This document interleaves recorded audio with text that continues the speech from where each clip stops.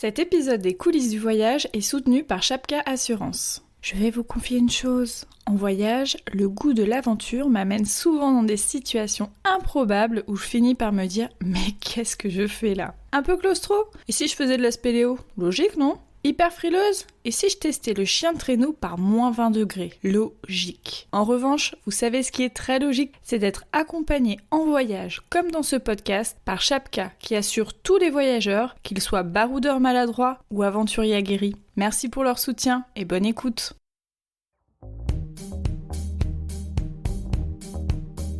Bienvenue sur les coulisses du voyage, le podcast pour voyager avec sens et bon sens.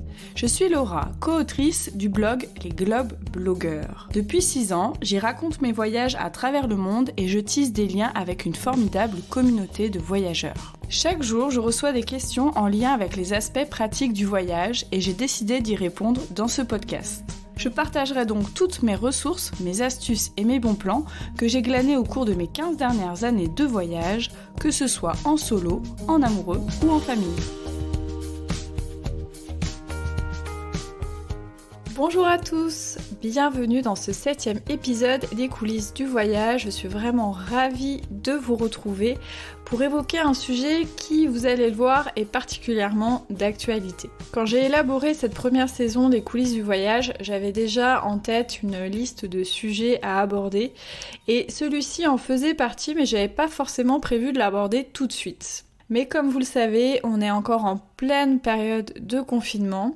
Et même si le déconfinement arrive bientôt, il y a certaines règles qui vont s'imposer à nous, comme celle notamment de rester à moins de 100 km de notre domicile. Et donc je me suis dit que le sujet de voyager près de chez soi était vraiment d'actualité et que ça ne servait à rien d'attendre pour le partager avec vous. Avant d'entrer dans le vif du sujet, je vais me faire un petit kiff personnel, voilà, après tout c'est mon podcast. Je vais vous lire un avis laissé sur Apple Podcast. Donc c'est un avis de Sylness qui me dit « Une voix suave et authentique, de très bons conseils et des anecdotes. J'adore, podcast que je recommande vivement. » Alors un grand merci à Sylness, franchement ça me fait extrêmement plaisir de lire ce genre de commentaires, donc n'hésitez pas, allez sur Apple Podcast ou iTunes et laissez-moi 5 étoiles et des messages, je les lis avec vraiment beaucoup de plaisir. Je sais pas si vous avez la même impression que moi, mais en ce moment j'ai vraiment le sentiment qu'on regarde avec beaucoup plus d'intérêt et beaucoup plus de bienveillance certaines manières de voyager.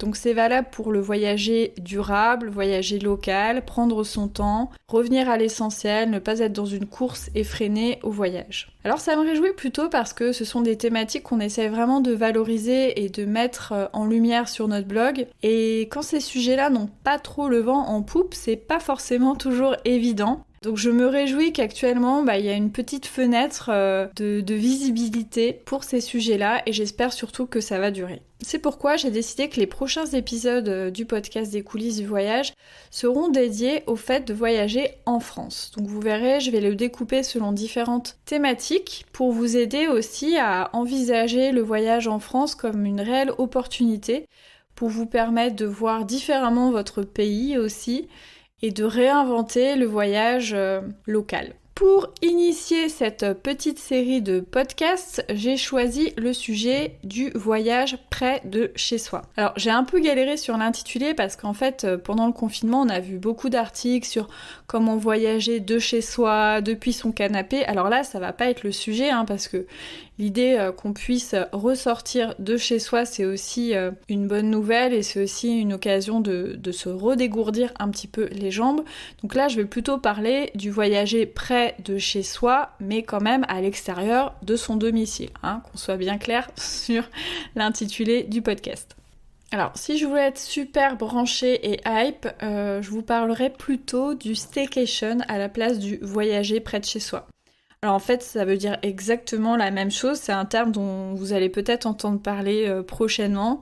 Donc le staycation, c'est tout simplement le fait de décider de rester chez soi pendant ses vacances et de voyager autour de chez soi. Donc l'idée c'est pas de voyager depuis son canapé, c'est de rester à son domicile mais ensuite de rayonner et de faire des découvertes dans son département, dans sa région. Dans le staycation, il peut y avoir 2 cas de figure. Soit on reste logé chez soi et puis chaque jour on rayonne autour de chez soi pour faire des visites, des balades, etc. Soit on décide d'être hébergé à côté de chez soi. Donc ça peut être chez des amis, on peut aller louer un hôtel ou alors, louer un hôtel, peut-être pas tout l'hôtel entier, mais louer une chambre d'hôtel.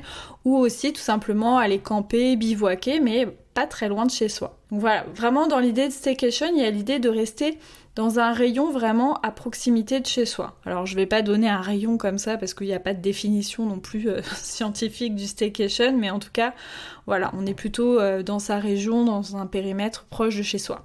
Si pour certains le staycation est vraiment un choix et il est vécu de manière vraiment très épanouissante, pour d'autres c'est plutôt vécu comme une contrainte. Et je pense qu'aujourd'hui, avec cette fameuse règle des 100 km à ne pas dépasser, il y a beaucoup de personnes qui doivent se sentir étriquées et qui doivent voir la perspective des vacances de manière un petit peu nébuleuse et surtout de manière un petit peu maussade. Et justement, moi, dans cet épisode, ce que j'ai envie, c'est de vous donner des astuces, des conseils et mon point de vue pour envisager le fait de voyager de chez soi, non pas comme une contrainte, mais comme une formidable opportunité. Je pense qu'il y a 2 enjeux majeurs quand on voyage près de chez soi. Le premier, c'est qu'on peut avoir du mal à se sentir en vacances, à se sentir dépaysé dans un univers qui nous est familier.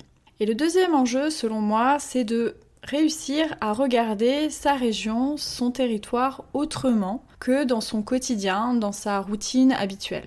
C'est pourquoi j'ai décidé de découper le podcast selon ces 2 parties. Et je vais commencer par vous donner des conseils pour répondre à la première problématique qui est de se sentir en mode vacances depuis chez soi. Même si la distance, le fait de partir loin peut favoriser le dépaysement, je pense pas que ce soit une condition sine qua non et je pense que parfois même on peut partir très très loin avec un peu cette idée-là d'exotisme et revenir déçu, surtout si on n'a pas l'état d'esprit qui va avec ce dépaysement. Moi je pense vraiment que pour se sentir dépaysé, il faut aussi pouvoir réveiller sa capacité à regarder, à ressentir, à aller vers l'autre, à aller voir là où il y a des différences, à aller voir les ressemblances, et que ça c'est pas tellement une question de distance, mais c'est plutôt une question de regard, de positionnement. Alors justement, pour être un peu dans cet état d'esprit dépaysement, si vous décidez de rester chez vous, de loger à votre domicile pendant ces vacances, pendant ce voyage près de chez vous, ce que je vous conseille, c'est d'essayer de casser un petit peu la routine. Donc ça peut passer par changer un petit peu son intérieur. Alors je vous dis pas de refaire toute la décoration, mais essayez de vous mettre dans un cadre un petit peu différent de ce que vous avez l'habitude au quotidien. Donc ça peut être déjà faire un grand rangement pour pas être tenté de passer vos vacances à faire du ménage, voilà, tout simplement. Ça peut être ressortir d'autres décorations, changer des petits éléments, vous créer un coin un petit peu plus cosy, bref, essayez de changer un petit peu quelque chose dans votre intérieur pour que vous vous sentiez vraiment dans un état d'esprit de vacances et de voyage. Au niveau de vos routines aussi, c'est important de casser ses habitudes. Parce que si on est à la maison, surtout si on est peut-être avec ses enfants, on peut vite être pris à refaire un peu les mêmes choses que ce qu'on fait au quotidien dans un week-end, par exemple, classique. Sauf que là, si on veut être dans une dynamique de voyage, de vacances, ça va être un petit peu différent. Donc essayez de vous créer des habitudes différentes, de ne pas reproduire un peu les schémas de la routine habituelle. Un autre conseil aussi que je peux vous donner pour changer d'état d'esprit, pour être dans un état d'esprit plus dépaysant, c'est de prendre du temps pour vous. Alors ça peut paraître un petit peu bizarre ou parfois même un peu difficile quand on a des enfants, etc. Ou parce qu'on est pris aussi dans les turpitudes de la vie moderne, mais je pense que c'est important et que c'est un des nombreux avantages qu'offre le staycation. Comme on est chez soi, qu'on va découvrir un périmètre près de chez soi, on est moins dans ce sentiment d'urgence que quand on est à l'autre bout du monde et qu'on se dit il faut que je visite maintenant parce que peut-être que je reviendrai jamais de toute ma vie entière. Donc l'avantage du staycation, c'est qu'on peut allier à la fois des moments pour soi, des moments peut-être où on va rien faire, des moments où on va dessiner, lire ou que sais-je, on va s'évader aussi parfois un peu de son canapé ou de sa maison, et des moments de découverte des environs. Et je pense que c'est vraiment important de voir ça comme des moments aussi dépaysants, parce que finalement le dépaysement il peut aussi être intérieur. Bon, je sais pas dans quoi je m'embarque en disant ça, mais voilà, c'est quelque chose qui m'est apparu un peu en pensant à ce sujet-là. Alors, certaines personnes auront sûrement du mal à vraiment se sentir en vacances en dormant chez eux tous les jours. Alors, il peut y avoir aussi quelque chose de très très simple à faire, c'est tout simplement de ne pas dormir chez soi, mais de dormir pas très très loin de chez soi. Donc, soit on a, je sais pas, des amis qui habitent à quelques kilomètres, quelques dizaines de kilomètres, et puis on peut aller leur rendre visite, squatter un peu chez eux, faire comme si on allait à leur rencontre alors qu'ils habitent à l'autre bout de la France, alors qu'en fait ils sont juste à côté. Ça peut être aussi, si on en a les moyens et l'envie, aller louer une chambre d'hôtel, une maison d'hôte, un endroit sympa ou insolite où on va pouvoir passer une ou plusieurs nuits, de manière à vraiment voir son environnement différemment, être vraiment dans un état d'esprit de vacances. Autre possibilité à envisager, on peut par exemple bivouaquer en pleine nature, on peut louer un van et dormir dedans, on peut aménager sa voiture peut-être pour l'occasion et squatter dedans pour une nuit, enfin bref, on peut aussi imaginer d'autres manières de se loger pour une ou plusieurs nuits, même si c'est pas très loin de sa maison.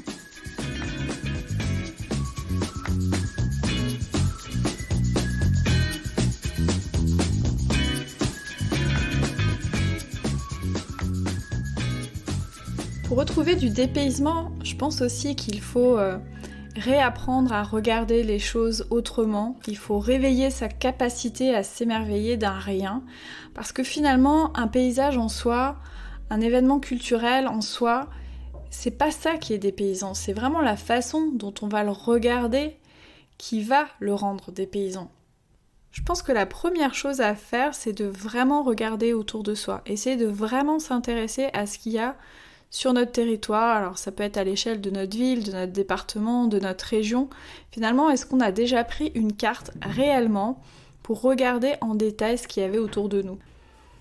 Et sur cette carte, est-ce qu'on a déjà lu les noms des villes qui nous entourent, des villages, des espaces naturels? Est-ce qu'on a pris conscience de la topographie des environs? Est-ce qu'il y a des noms qui nous évoquent des choses et d'autres qui nous semblent complètement inconnus? Je pense que rien que ça, explorer une carte vraiment dans ses moindres détails, c'est déjà un voyage en soi. Je vous invite vraiment à le faire. D'ailleurs, j'ai fait un petit template sur Instagram il y a quelques jours où je demandais aux gens de noter un peu les 5 lieux qu'ils aimeraient découvrir dans un périmètre de 100 km autour de chez eux. Sachant qu'il y a des outils qui se sont développés pour pouvoir avoir accès à ce fameux rayon de 100 km. Et il y a beaucoup de gens en fait qui m'ont dit mais c'est vrai, je me suis jamais posé la question de ce que je pouvais faire dans ce fameux rayon de 100 km, j'ai jamais vraiment regardé. Et c'est une question qui leur paraissait assez compliquée au final. Et c'était intéressant de voir qu'en fait, ce template de rien du tout avait permis à certaines personnes finalement d'aller regarder, d'aller s'informer, d'aller s'intéresser, et peut-être d'aller au-delà des lieux dont elles avaient déjà entendu parler ou qui étaient très connus sur leur territoire. Donc vraiment, faites-moi plaisir, après ce podcast, allez décortiquer la carte des environs de chez vous, que ce soit sur internet ou une carte papier, peu importe le format, et je pense que vous allez faire de belles découvertes. Le deuxième conseil que je peux vous donner pour voir vos environs un peu différemment, c'est tout simplement de vous informer comme si vous étiez un touriste ou un visiteur de passage. Je sais pas vous, mais moi, les rares fois où je suis allée dans un office de tourisme ou me renseigner sur ma région, c'était souvent quand j'avais de la visite de ma famille ou de mes amis et que j'avais envie de leur trouver des activités ou des lieux particulièrement sympas à visiter. Le reste du temps, je glane un peu des informations comme ça, mais je vais pas vraiment faire des recherches comme je le ferais pour un voyage dans une autre région ou dans un autre pays. Donc vraiment faites l'exercice, allez dans vos offices de tourisme, allez chercher des infos sur internet et vous verrez que vous allez aussi découvrir des endroits assez sympas, des activités dont vous ne soupçonniez même pas l'existence sur votre territoire. Troisième conseil que je peux vous donner, c'est de ne pas remettre à plus tard. Une fois que vous avez trouvé des endroits qui vous font envie, des activités que vous voulez tester, une fois que vous êtes rappelé toutes les choses justement que vous aimeriez connaître sur votre territoire et que vous avez toujours remis au lendemain, eh bien notez-les, faites-vous une petite liste et essayez de les réaliser durant vos vacances à la maison. Alors, je ne vous dis pas de vous faire un agenda de ministre, de vous faire des to-do list à rallonge, etc. parce que vous commencez à me connaître. Je ne perçois pas forcément le voyage comme étant une bucket list à cocher. Mais je pense que faire ce petit exercice, si la liste est réaliste et ne vous met pas la pression, ça peut vraiment être un moyen de vous mettre vraiment en dynamique, dans une dynamique de voyage. Je vais vous donner un exemple perso, ça fait 10 ans que j'habite à Nantes, ça fait 10 ans que je me dis qu'il faut que j'aille visiter les marais de Brière, c'est vraiment un espace naturel qui me fait énormément envie, et ça fait 10 ans que je repousse. Voilà, alors je ne sais pas si c'est moi qui suis complètement tordue.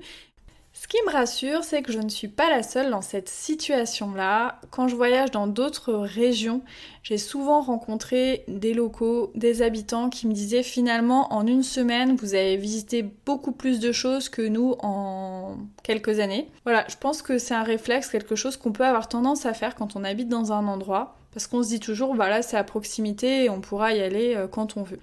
Pour continuer à percevoir votre territoire différemment, ce que je peux vous conseiller, c'est d'essayer de focaliser votre regard. Ça, c'est d'autant plus intéressant pour les gens qui connaissent déjà très bien leur ville, leur département ou leur région, qui ont déjà pas mal bourlingué. Alors, focaliser son regard, qu'est-ce que ça veut dire ? Ça veut dire essayer de trouver peut-être des thématiques spécifiques pour vraiment orienter votre regard dans une direction en particulier. Je vais vous donner un petit exemple. Il y a 1001 façons de découvrir une ville. On peut tout simplement se balader un peu au hasard, on peut faire un circuit plus sur les monuments historiques du 19e siècle, on peut à l'inverse essayer de dénicher les œuvres de street art, on peut essayer de voir tout ce qui est relatif aux lions dans une ville, pourquoi pas. Voilà, je sais pas, on peut trouver des thématiques complètement farfelues. Donc essayez de voir voilà, toutes les thématiques qui vous intéressent dans la vie et que vous pourriez trouver dans votre ville ou dans votre territoire. Si vous avez des enfants, ça s'y prête aussi pas mal. Ça peut être essayer de voir la ville sous le regard d'un enfant. Il y a aussi beaucoup de visites guidées thématiques qui peuvent exister aussi sur un territoire, donc essayez de vous renseigner. Il y en a peut-être qui sont aussi intéressantes et un petit peu originales. Pour moi, focaliser son regard, c'est aussi être pleinement là quand on visite un endroit. Et essayer vraiment de regarder tous les détails de son environnement. Essayez de changer aussi de focale, regarder tout près, regarder au loin, regarder ce qui est petit, regarder ce qui est grand.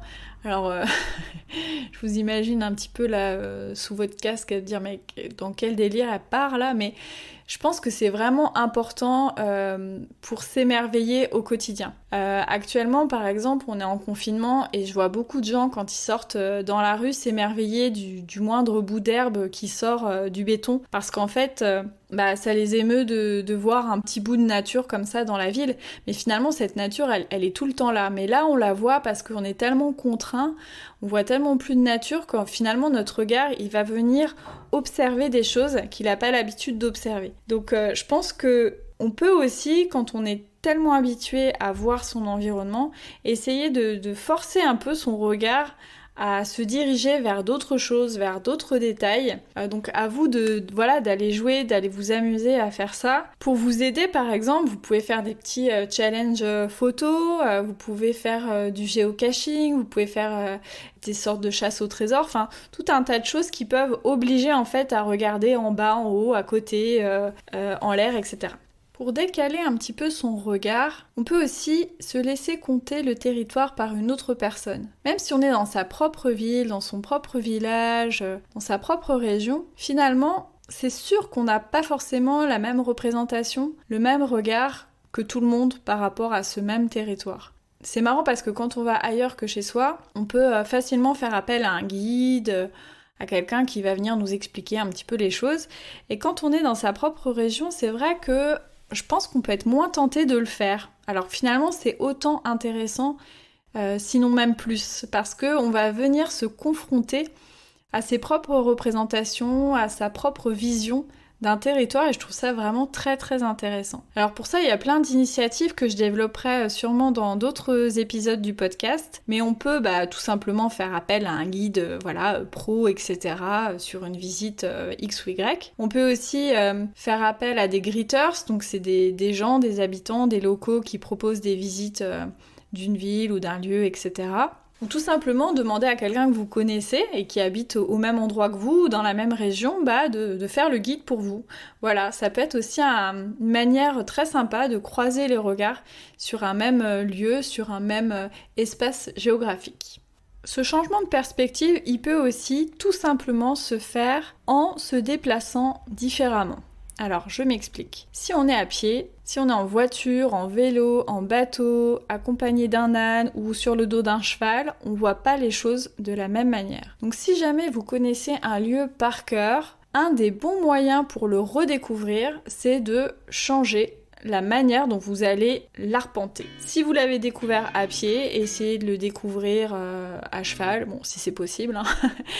J'habite à Nantes, donc je vais prendre l'exemple de la Loire. C'est pas du tout pareil de l'explorer en la longeant à pied, en faisant une balade en bateau ou en la survolant en montgolfière. Franchement, ces 3 expériences, on peut les faire exactement au même endroit, mais ça sera pas du tout la même chose. C'était un très bon exemple, là, je trouve, cet exemple de la Loire, mais essayez de voir autour de vous, vous en aurez d'autres.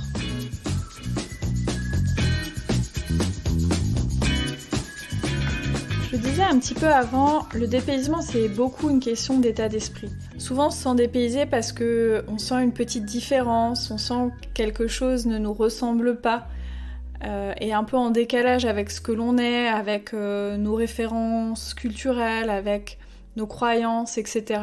Finalement, ce dépaysement, on peut aussi l'avoir à côté de chez soi, tout simplement en essayant d'aller au-delà de ce que l'on est, au-delà de ses préférences. Ça, on peut le faire assez facilement, je dirais. Pour cela, il suffit d'aller vers des propositions peut-être culturelles qui nous ressemblent un petit peu moins, d'aller faire des activités qui nous demandent de sortir un petit peu plus de notre zone de confort, etc. D'essayer d'aller un petit peu au-delà de soi-même. Alors, je vous demande pas d'aller faire des choses que vous détestez vraiment royalement, mais voilà, essayez d'identifier un peu les choses qui vous tentent le moins et savoir pourquoi ça vous tente moins, et essayez, prenez le risque de les tenter quand même, parce que vous serez peut-être surpris, et vous ferez peut-être de belles découvertes finalement. Par exemple, je suis du genre un petit peu claustrophobe, et ça m'est arrivé plusieurs fois de décider sciemment de faire de la spéléo, à la fois pour aller un peu au-delà de moi-même, mais aussi pour percevoir un endroit un petit peu différemment. C'est des moments où on ressent aussi pas mal de choses, pas mal d'émotions, pas mal de sensations, parce que voilà, c'est des moments où on est un peu tiraillé avec soi-même, on se dit à la fois c'est bien, à la fois qu'est-ce que je fous là, etc.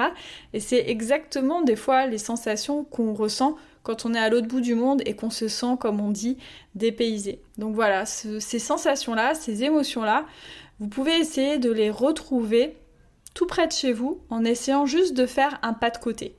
Les rencontres aussi que l'on va faire, que l'on peut faire autour de chez soi, que ce soit, je sais pas moi, des agriculteurs, des artisans, tout simplement des habitants, des commerçants, des guides, etc., peuvent aussi donner ce sentiment de dépaysement. Parce que finalement, les réalités qu'on vit sur un même territoire peuvent être vraiment diamétralement opposées.